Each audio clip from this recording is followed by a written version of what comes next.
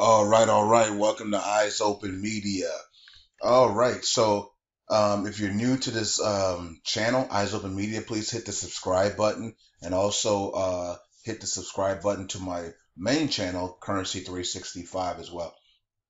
Okay, so we got three articles here, and then we're going to look at the current Bitcoin, Ethereum prices, and altcoin prices as well. And then this afternoon, I'm going to come back on the main channel with the map update, and then I'm going to look at everything you guys have had to say on the Facebook page, Currency 365, and also look at everything that's going on throughout the day in Iraq. Because to be honest with you guys, I don't know what's going on today in Iraq. I just brought a couple articles on the first video on the main channel, and I'm bringing three articles on this channel.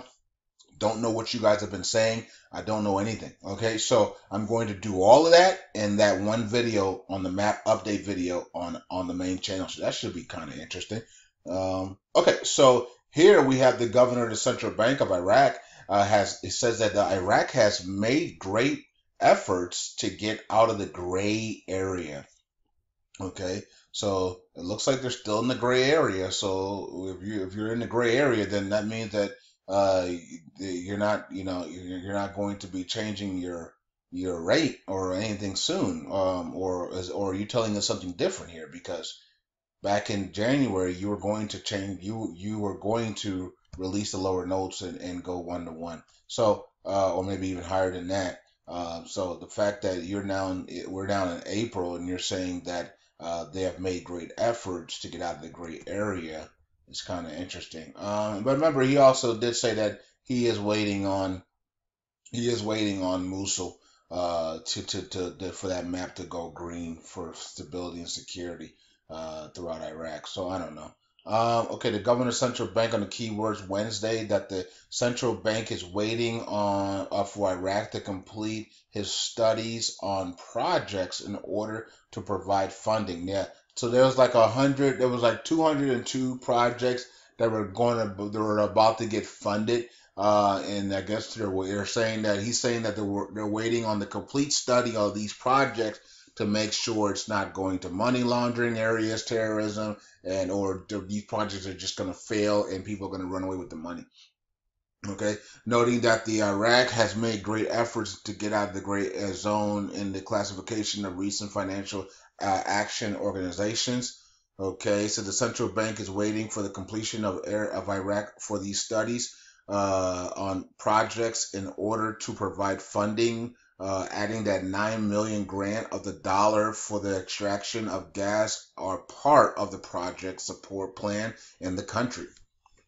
Okay, so it says keywords confirm that Iraq has made great efforts to get out of the gray area zone in the classification of the recent financial work organization, noting that the World Bank to impose conditions on the Bank of Iraq to fight money laundering. Now the World Bank demanded, well, it was on the article. We didn't hear them say that directly, but they demanded Iraq to basically continue with their economic reforms and complete their economic reforms. Okay. And the lock saying here that they impose conditions on the banks of Iraq to fight money laundering. The governor of central bank explained that the Iraq managed and in coordination with the U.S. authorities to prosecute hundreds of financial transactions that are riddled with suspicious of terrorism. Yeah, a lot of those projects were fake projects, and a lot of that money went to supporting terrorism, went to feeding Daesh and ISIS, went to you know being able to create counterfeit money and all types of stupid stuff, offshore accounts. Okay, so that's why they're making sure and they're checking these projects 3, 4, 5 times to make sure that when they do get the money, it's going to be actually real people, real projects. And a lot of us that are waiting on our humanitarian funding are waiting for Iraq to remove the restrictions and lift the value. And a lot of our money from the humanitarian funding is going to come from the revaluation. That's how we're going to get our money from the humanitarian projects. So those that are waiting for humanitarian projects, I kept telling you guys from the beginning, there's nobody's going to be funding humanitarian projects until Iraq revalues. because that's where they're going to be getting the money from. Okay, so I kept saying that for 2 years now. People didn't believe me, but now here we are. No one has received humanitarian funding project money because Iraq has not removed the restrictions and revalued. How are they going to fund the humanitarian projects? Through revaluation of Iraq. Okay. That was plain and simple 2 years ago, but no one wanted to believe me. So, it is what it is. Pretty sure a lot of people believe me now as we waiting and waiting and waiting and waiting and waiting. Um, okay, it is noteworthy that both the World Bank and the IMF are carrying out a review of the program to improve the performance of the Iraqi economy, allowing Baghdad to obtain billions of dollars in loans from financial institutions and donor countries to address the liquidity crisis resulting from lower oil prices and requirements of Daesh war. Now, what did I say the other day? I said that you're gonna hear them complain about low oil prices and Daesh war. Reason why they haven't made a move on their currency. Okay, so as you can see in the bottom here, it is noteworthy that both the World Bank and the IMF are carrying out a review on the program to improve the performance of the Iraqi economy. Stop giving them money. How about that? Allowing Baghdad to obtain billions of dollars in loans from financial institutions and donor countries to address liquidity crisis resulting from lower oil prices and requirements of that. Now, when are we going to stop making the excuse of lower oil prices and requirements of Daesh? When are we gonna make? When are we gonna stop? Because until we stop seeing this, I don't believe Iraq's doing anything. Now of course they can always surprise us, but until if they don't surprise us, then we're not gonna see nothing until we get this stuff out of the way. They continue to make the excuses, and I said you're gonna start seeing this in articles of why they haven't made a move because of low oil prices and also the Daesh war. Okay, they're gonna continue to say that until they're ready to make a move. It feels like at some point they can't say Daesh war anymore because 94% of the country is liberated. 94% of Iraq is liberated from Daesh and ISIS. 94. How can you continue to use that as a requirement to sit there and give them money? It doesn't make any sense. 94% of the country is liberated. Okay, and 90% of their country was liberated since a year ago because Fallujah was done in June, and all you had was Iraq left. Mosul left. Mosul's a city; it's not even a province in Nineveh. So it's a city. Nineveh is the province. So one city has held a whole country up. That's like telling me that's like somebody going to America and saying this area, this one state in America has not even a state. What about let me see, St. Louis, Missouri. Like let's just pick out St. Louis. Because ISIS is controlling St. Louis, Missouri, all of America cannot move forward. Like, just think about that. That's ridiculous. That doesn't even make sense. So because St. Louis is under attack of ISIS, all of America cannot move forward in economic reforms and stability and all types of stuff because of one city, because of a city in Missouri. It suffers everybody in America. That's what they're saying in Iraq. They're saying Mosul city, not the province, because it's not a province. Nineveh is a province. The city of Mosul, is affecting all of Iraq, that they cannot move forward with launching their economic reforms and removing the restrictions. That is bullcrap. And so now we're sitting here a year with one city left to go, with 94% of their country liberated from ISIS and Daesh, and they refuse to move forward. It's a travesty. It's just laughable. Then they're making people believe that, oh my God, Mosul is so And Western Mosul is what, 75% completed. So now, are you telling me that a little 25% of Western Mosul is holding up all of Iraq from moving forward to economic reform? No. What's keeping Iraq from moving forward is the corrupted government, and we're gonna find that out with a shot of a doubt when they turn this map green and they do not give us the economic reforms. The whole entire world will know by a shadow of doubt that it is the corrupt government GOI members, including Abadi. Now, if they want that for themselves, if that's what they want to happen, if they want the whole world to see without a shadow of doubt that it's them that is corrupt, then fine, let it be. But if they don't, then they better make a move as soon as that map turns green.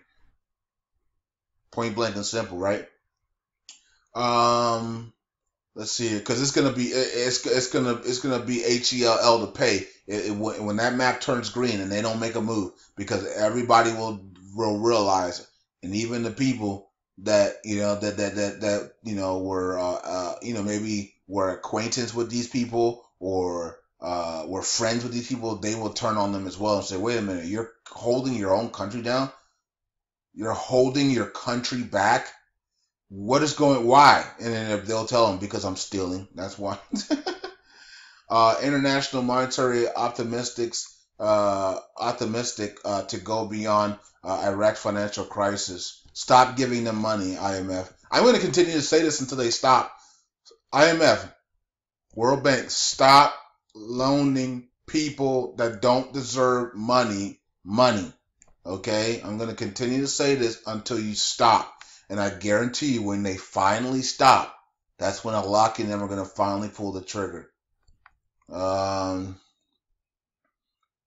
It's kind of interesting because Donald Trump, the first things that he was saying was that I'm not giving you guys any more money. Remember that? Remember when Donald Trump was saying that? I'm not giving you any more money until you remove your restrictions and come back into the international world. We will help you with Mosul, and we will annihilate Daesh and ISIS very quickly, and then you will return to your international status. We're not giving you a dime. Remember Donald Trump saying stuff like that in the beginning? What happened to that? What happened to that guy?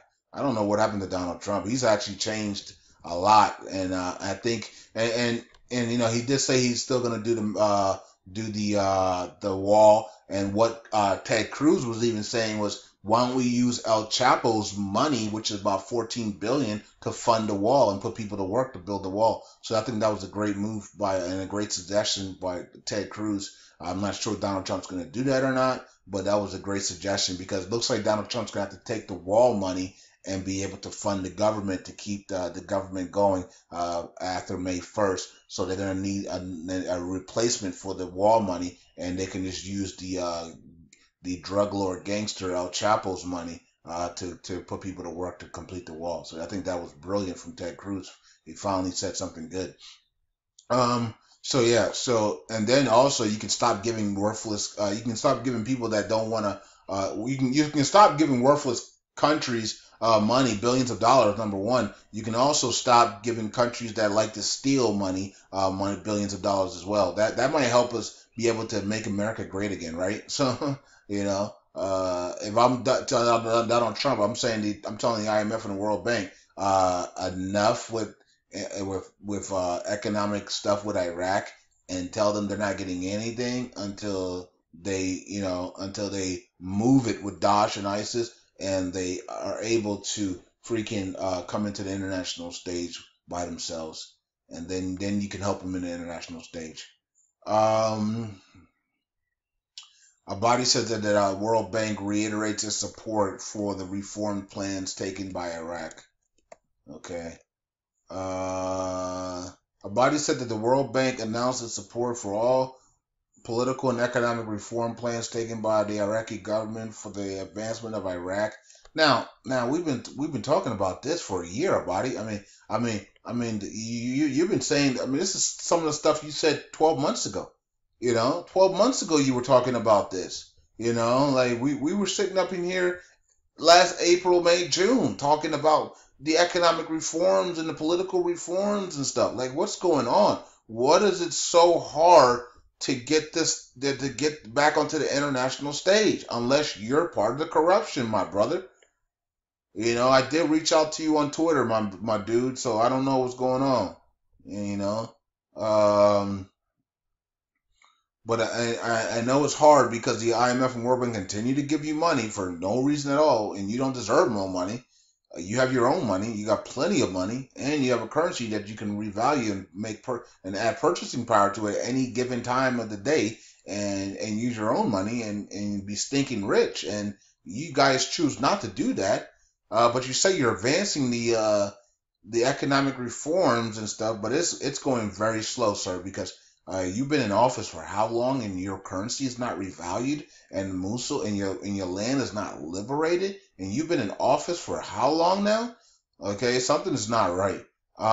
You would think if I really love my country and I became the prime minister, my country would have been liberated within 12 months or less, easily, unless I was using the terrorists to delay all the things I want that people want to see happen, right? If I'm the guy if I see the terrorists that are there and I'm able to continue to steal, continue to do corruption, and I don't want to return to the international stage, then I'm going to use a terrorist to my advantage. And that's what Abadi looks like. That's what Abadi has done. While he's been in office, there's been terrorists in the country. So what do they say? Low oil and terrorism is the reason why we need to beg for more money. It's the reason why you need to give us more money, right? So that's been his excuse the whole time he's been in office. He hasn't had a one day as prime minister with his country free of terrorism. Now that's going to happen this year because they have no choice. Because if it doesn't happen, then the whole world is going to know that they're part of it. That they're the reason, right? So he's going to turn the map green. Now, has he slowed up the troops, and has the evil people slowed up the troops tremendously? Of course they have. He's even announced 2 weeks off for the troops back in December, and all the other things that they were doing. Halt the troops again. Halt the troops up north. Halt this. Halt that. This guy is doing that. And so are the corrupt governors. Okay? So down here, Abadi talks about electricity and says that people are misusing electricity, and that needs to stop immediately. And also he says that Daesh terrorists destroyed the electricity distribution networks. So they have to rebuild it. And of course, GE's came in to rebuild that as well. Okay? But man, imagine if I was this is why I'll never be president and prime minister, because I would get things done so fast. I wouldn't play around with these idiots, with none of these people. You know what I mean? Like I wouldn't care about anybody's feelings, man. If I came in as a prime minister of Iraq, that country would have been fully liberated within 12 months. No one would have stopped the troops. I would have gave the troops extreme power to do everything in their might to liberate the country. And if that was the case, it probably would be done in 3 to 6 months. That whole country would have been wiped out of ISIS and Daesh in 3 to 6 months, in my opinion, because I would have flooded American troops in there. Remember who told us? I'm gonna get mad. I'm not getting mad because I'm not gonna get mad, but this is for informational purposes. But I'm gonna raise my voice a little bit here because I want you guys to hear this. And I want you guys to hear this clearly, because you're looking at a man that we obviously is heavily corrupt. Okay, but this is gonna make it even worse. When the troops were going in to liberate the land, this man right here for 12 straight months told all troops that are not Iraqis to stay out of his land. Remember that? For 12 straight months, this man told the American troops, the British forces, and all troops around the world to stay out of his land, that this was going to be an Iraqi Peshmerga victory. Many people died because of that. It took forever to get ISIS out of little areas because they were only using the Peshmergas and the Iraqi forces as a body, continue to tell the world that nobody should be on the grounds, only air cover in his land. And then finally, after people around the world begged Abadi to let them in to help, then he finally let other troops in while still denying that those troops were on the ground. All the way till December 2016 did Abadi finally say, yeah, we have other troops on the ground. Then we had Maliki come out a couple of days after that in an interview and said only Iran has helped liberate the areas of Iraq, which was a slap in the face to everybody that's been so great and respectful and so patient with the country of Iraq. But remember who told the world to stay out, which killed so many people. That was this man right here. And we were screaming at Abadi, what are you doing? And so many people died because he said only Iraqi forces who weren't even trained all the way at that time. We were still training them with our special forces members. So the Peshmergas were really the only ones out there doing the job, and they were kicking butt, but there's only a few of them. Many died because Abadi refused to flood in troops from all areas and directions of the world to help save his country. I just want you guys to remember that when you think that this man is a good man. Just remember who's the one who let millions of people, thousands upon thousands, die because of this man. After Maliki came in and did what he did, this man refused to bring in all the troops around the world to help his country out. He refused the German troops, the American troops, the British troops, the French troops, the Australian troops, the Chinese troops, the Russian, the Turkish troops, everybody was refused by this man, and he watched his people die. So please remember that when you want to call Abadi a good guy. He's the one he's the reason why we're still sitting here is because of this man right here. Here we are, April 26th, and Mosul is not completed, a city. Are you kidding me? Why? Because they have to get orders from this man. And he won't give the green light to liberate the area. But yet he comes to the area and then says on national TV, we need to speed up Mosul. But yet he's not giving the green light for the troops to go. And we had an article about that the other day where the troops are sitting in northwestern Mosul and they're saying, we haven't got the green light from Prime Minister Abadi to go. We've been waiting for weeks and weeks and weeks. This man is evil. I don't know what you guys, I see a lot of people celebrating this man, but he's evil. These people are evil, man. They hate their own country. It's unbelievable to me. It's unbelievable. They hate their own country. And the reason why they hate their country is because they steal from their country. Unbelievable. I wanted to get that out the way because you guys are just, Abadi's so good. Abadi's doing this. Abadi, man, we're sitting here April 26th and a city isn't liberated, but they liberated the city of Fallujah in 4 weeks. Give me a break. Anyways, let's look at Bitcoin so we can get out of here. 1325 for Bitcoin, so it's rising. 5388 for Ethereum, and it's rising. So the United Nations is going to be adopting Bitcoin and Ethereum as payments for pay and to use as money, as currency for the United Nations. So that was big news. Also, we have the SEC reconsidering the what are those brothers, Winklevoss or something like that, brothers that created Facebook with Mark Zuckerberg, and then Mark stole it from them. So the SEC is reconsidering that the ETF. If that gets approved, I was told, but I also heard that they're gonna have to buy up to start the ETF. They would have to buy up about almost $300 million worth of bitcoins to start that ETF, right? So that would make that's why Bitcoin is exploding right now.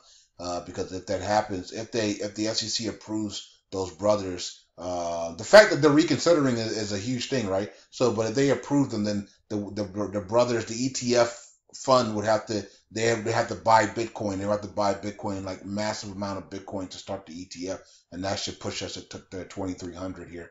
And then of course, yeah, Ethereum is May 19th. Ethereum enterprise conference. They're supposed to be announcing massive amounts of big names that have joined the Ethereum enterprise between now and May 19th. And the price is just exploding on the charts. The charts is a massive buy signal on the charts, and I'm looking for 80 plus here in May, and then in June and July, I'm looking for $200 to $500 for Ethereum as they pump the living crap out of it before they sell it all off. Okay, so, and then of course, when they sell it all off, guess where they're going? They're going right into the safe haven, which is Bitcoin, and that should take Bitcoin to 3,000 plus. All right, so yeah, and then of course you got the altcoins here. I'm not going to reload it here because I just want to talk about Ripple. Ripple is another one that's supposed to start to move here, and also Litecoin. We're looking for 20. We're looking for 17 short term here, and then we're going to 25, and then $50 long term. Okay, for Litecoin, and it should be on Coinbase coming up this year. Okay, so there's a massive amount of different coins here. So it is what it is. Hopefully you guys understand my stance on Abadi, and hopefully that is clear. I wanted to make sure I was clear in this video about this man and why you're not seeing what you're supposed to be seeing. Okay, so there's somebody blocking your way. Okay, and it's the Prime Minister of Iraq. Enough is enough. And this man wanted to do his thing in January. He used to be an evil guy. I still think he still has evil in him. They all do. That's where they're from. So but this guy wanted to make a move in January. He told the world, and Abadi delayed the troops in Eastern Mosul for 2 weeks after he heard this man talk about dropping lower notes and stuff in January. As soon as he did that, as soon as Allah made his announcement about the new ATMs, the lower notes and stuff, Abadi halted the troops for 2 weeks in Eastern Mosul. That pushed Eastern Mosul liberation to January, and then now we're sitting here in April, and about to hit May, and we're still not done with Western Mosul. What a joke. Okay, so that's it for me. Eyes open. Hit the subscribe button if you're new. I know if you're new, you're probably going, oh my goodness, that was a lot of information. Okay, but we're not usually this uptight. We're not usually this this broad of information. I usually try to make this as plain and simple as can be. I know this is probably more than you can handle if you're new, but just hit the subscribe button. Check out the other videos. Stay in tune with Currents 365 channel as well. I will be back with the map update. And yeah, I'm going to go through all the stuff that you guys are talking about on the Facebook page, and we'll go from there. But I hope you guys appreciate the honesty, and I don't want to bullcrap anybody. If we don't see nothing in April and May, you guys will know the truth. Okay? And that's it. Eyes open. Bye.